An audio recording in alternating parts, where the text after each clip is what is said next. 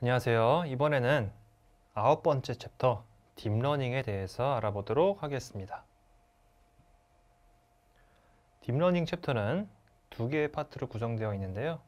첫 번째, 딥러닝의 개요. 두 번째, 딥러닝의 알고리즘에 대해 알아보도록 하겠습니다. 딥러닝의 전체적인 틀을 알아보고요. 그 다음에 CNN 알고리즘에 대해서 알아보도록 하겠습니다. 그럼 첫 번째, 딥러닝의 개요 알아보도록 하겠습니다. 네, 딥러닝의 아이디어는 인공신경망, 즉 인간의 신경망을 따라한 것, 모방한 것에서부터 시작을 하게 됩니다. 도널드 헵은 인간의 신경망에 대해서 연구를 했는데요. 시냅스의 학습 규칙에 대해서 설명을 했습니다. 여기 나와 있는 이 인간 신경계 구조, 뉴런에 대해서 설명을 해 주었는데요. 이 뉴런이 동시에 반복적으로 활성화가 되면 이 연결이 강화가 된다고 이야기를 했습니다. 이 연결이 강화된다는 것은 이 연결에 대한 기억이 높아진다는 거고요. 기억이 높아진다는 것은 이 연결에 대한 학습이 높아진다는 것입니다. 어떤 자극을 또는 어떤 내용에 대해서 우리가 인지를 했을 때 조금 더 강하게 연결이 되어 있다는 것은 학습이 높아진다는 것을 의미합니다. 이와 같은 아이디어를 인공적으로 기계에도 심을 수 없을까라는 생각을 하기 시작합니다. 워렌 맥컬록은 인간이 학습하는 이러한 방법을 기계에는 적용할 수 없을까라고 생각을 합니다. 그림을 보시면 사람은 어떤 시각적인 데이터에 대해서 눈으로 인지를 하고요. 시각세포에 의해서 전달받아서 판단을 하게 됩니다. 이와 같은 원리를 기계의 컴퓨터에도 적용할 수 없을까? 그래서 시각 데이터라는 것은 컴퓨터에게 적용하면 이미지 파일이 되겠죠. 그리고 이 이미지 파일을 세포 같은 어떤 것에 의해서 전달받으면 기계도 사람처럼 판단할 수 있지 않을까라는 생각을 하게 됩니다. 여기서부터 인공신경망에 대한 아이디어가 시작이 되는데요. 이후 프랭크 로젠블렛은 퍼셉트론이라는 것을 개발하게 됩니다. 여러 가지 노드로 구성되어 있는 이 퍼셉트론은 처음에는 이미지를 분류하는 기능을 했는데요. 초기 퍼셉트론 같은 경우는 간단한 도형, 삼각형이나 원, 사각형 등을 구분하는 기능을 했는데 이후에 발전되고 나서는 남자와 여자를 구분할 수 있는 수준까지 이르렀다고 합니다. 그 퍼셉트론 같은 경우는 입력층에서 이런 여러 가지 데이터를 받고요. 그 다음 중간층에서 이 데이터를 처리합니다. 어떤 수식 데이터, 이 데이터를 처리하는 계산 방식이 있겠죠.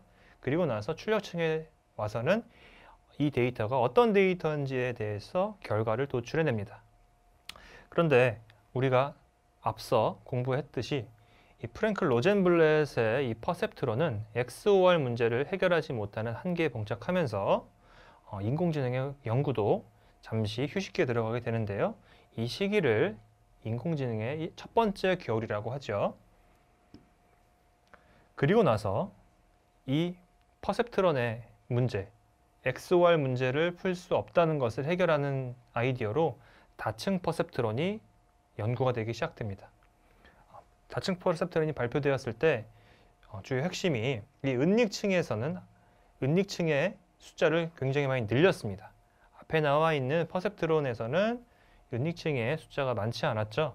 근데 은닉층의 숫자를 이렇게 늘리면서 XOR 문제뿐만 아니라 좀 더 복잡한 문제를 해결해 나가게 되고요. 이후에는 이 역전파법이라는 것이 또 연구가 되고 발표가 되면서 다층 퍼셉트론에서 나타나는 오류들을 좀 조절하는 데 역할을 합니다. 다층 퍼셉트론에서 나타나는 오류 값을 이 추적하는 입력층에서 출력층 방향으로 추적된 것을 역추적하면서 이 가중치를 조절해 나가며 오류를 줄여주게 됩니다. 그러면서 다시 인공지능에 대한 연구가 활발히 이루어지게 되는데요. 이것 같은 경우는 신경망을 따라왔던 방향으로 다시 되돌아가면서 각 노드에 있는 가중값을 조절하는 것이 그 원리입니다. 그런데 앞에서 봤듯이 이 가운데에 있는 은닉층의 수가 늘어나고요. 또 입력 데이터가 굉장히 많아지게 되면서 이 많은 것들을 처리하는 데에는 굉장히 많은 시간이 걸렸고요. 또 이로 인해서 나타나는 오류들도 많았습니다. 그래서 또다시 위기에 봉착하게 되는데요. 이때 당시에 컴퓨터는 이것을 다 처리하는 데에는 굉장히 오랜 시간이 걸려서 연구가 잠시 중단이 돼서 인공지능은 다시 2차 겨울을 맞게 됩니다. 그 이후에 모두가 알다시피 컴퓨터의 성능이 높아지고요. 데이터도 많아지고 인터넷 속도도 굉장히 빨라지게 됩니다. 그래서 방대한 데이터를 여러 컴퓨터, 좋은 컴퓨터로 처리를 하게 되다 보니 인공지능을 그전에 가졌던 이 아이디어를 활용할 수 있는 환경이 조성되게 됩니다. 그래서 다시 이 인공지능에 대한 연구가 활발히 이루어지게 되게 됩니다.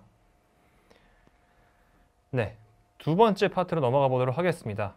두 번째 파트는 딥러닝 알고리즘에 대해서 알아볼 텐데요. 딥러닝 알고리즘의 대표적인 아이디어인 CNN에 대해서 알아보도록 하겠습니다.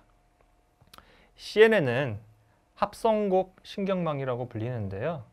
자, 이 CNN은 크게 두 가지 과정을 통해서 진행이 된다고 보시면 되겠습니다. 첫 번째는 이미지의 특징을 추출해내는 사전훈련 과정입니다. 이 인공지능에 많은 데이터, 여러 데이터를 입력시켜서 어떤 데이터가 어떤 특징을 가진지를 확인하는 겁니다. 예를 들면 고양이 데이터와 강아지 데이터가 있는데요. 이 고양이 데이터 사진과 강아지 데이터 사진을 많이 입력을 해놔서 고양이 데이터의 특징은 어떤 것이고 강아지 데이터의 특징은 어떤 것인지를 확인하는 과정이 이 사전훈련 과정입니다. 이 과정을 거치면 이 신경학 모델이 구축이 되고요. 여기에 새로 입력받은 데이터를 투입되는 과정이 있습니다. 여기가 이제 신경망 과정인데요. 새로운 입력받은 데이터가 강아지 데이터에 속하는지 고양이 데이터에 속하는지를 분류해내는 과정이 바로 두 번째 과정이 되겠습니다. 또 이 사전훈련 과정은 자세하게 보면 컨볼루션 과정과 풀링 과정으로 이루어지게 되는데요. 이 컨볼루션 과정을 거치게 되면 컨볼루션 레이어가 나오게 되고 풀링 과정을 거치면 풀링 레이어가 나오게 됩니다. 이 컨볼루션과 풀링에 대해서는 조금 더 자세하게 알아보도록 하겠습니다. 컨볼루션 과정은 이미지의 특징을 알아내는 과정인데요. 이미지의 특징 중에서도 컴퓨터가 이미지를 인식할 때는 사람이 보기에는 이미지 있는 그대로 인식을 하지만 컴퓨터는 픽셀 단위로 각각의 수치화된 데이터를 입력받아서 그 특징을 분석을 하겠죠. 이 컨볼루션 과정에서는 아이디어를 연속적으로 이어붙여진 픽셀의 특징을 파악하는 것에서 시작이 됩니다. 그래서 이렇게 컨볼루션 과정에서는 입력 데이터와 필터가 서로 겹쳐지면서 이 필터에 따라서 입력 데이터의 특징이 어떤지를 분석을 해낼 수가 있습니다. 자, 어떻게 진행이 되는지를 확인을 해보도록 하겠습니다. 입력 데이터에 필터를 위에 씌우면서 이 합성곱이라는 과정이 일어나게 되는데요. 어떻게 일어나냐면 각각에 있는 칸에 있는 수치를 서로 곱한 다음에 모든 필터에 있는 값을 곱해서 더하게 돼서 새로운 컨볼루션 레이어층이 나오고 이 레이어층에서는 계산된 값이 모두 이렇게 결과값이 나오게 됩니다. 그러면 필터에 따라서 이 이미지가 어떤 특징을 가진 건지를 분석해내게 되는데요. 이 층이 칸이 여러 개가 있기 때문에 연속적으로 이게 어떤 특징이 있는지를 알아내게 됩니다. 예를 들면 지금 제 사진을 찍었다고 하면 얼굴이 이렇게 나와 있고요. 뒤에 배경이 있습니다. 연속적으로 필터로 적용을 하다 보면 이 배경과 얼굴 사이 경계에서는 수치값이 극명하게 갈리겠죠. 그래서 이 경계선을 찾는 데에도 활용이 될 수가 있고요. 눈, 코, 입 이런 구조에 대해서도 필터를 통해서 특징을 파악을 할 수가 있습니다. 풀링 과정은 이렇게 컨볼루션 과정을 통해서 얻어낸 컨볼루션 레이어는 굉장히 크기가 크고 무거운 데이터입니다. 풀링 과정은 이 무거운 데이터를 조금 더 가볍고 일관적인 데이터로 만들어줍니다. 예를 들면 너무 제 얼굴 사진을 분석을 하는데 너무나도 제 얼굴 데이터에만 적합한 게 사람 얼굴이라고 판단이 된다면 다른 특징을 갖더라도 다른 얼굴이더라도 제 얼굴과 똑같지 않으면 사람이라고 분류하는데 좀 어려움이 있을 수 있죠. 그래서 조금 더 둥그스름하게 데이터를 만들어주는 겁니다. 그래서 좀 더 일관적이고 일반적인 데이터를 만들어주는 과정이 풀링 과정이라고 보면 되겠습니다. 풀링을 하는 방법은 크게 세 가지가 있는데요. 맥스 풀링, 어비리지 풀링, 민 풀링이 있습니다. 뜻 그대로 어떤 영역에서 최대값만 쓰는 것은 맥스 풀링이고요.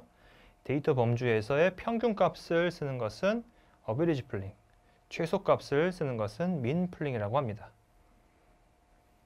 네, 이 과정을 통해서 컨볼루션 그리고 풀링 과정을 통해서 사전 훈련이 되면 이후에는 이 구축된 신경망에 새로운 데이터를 넣어보고 분류를 해냅니다. 전체 과정을 살펴보면 이미지를 입력받고요. 컨볼루션, 풀링 과정을 연속적으로 실행하게 됩니다. 그리고 나서 나와 있는 데이터를 1차원 데이터로 바꿔주는 플래튼 레이어가 추출이 됩니다. 이 1차원 데이터를 받아서 최종적으로 이 이미지, 입력 데이터가 어떤 데이터인지를 분류를 하게 됩니다. 네, 여기까지가 CNN에 대한 설명이었고요. 다음 시간에는 자연어 처리에 대해서 알아보는 시간을 가져보도록 하겠습니다. 감사합니다.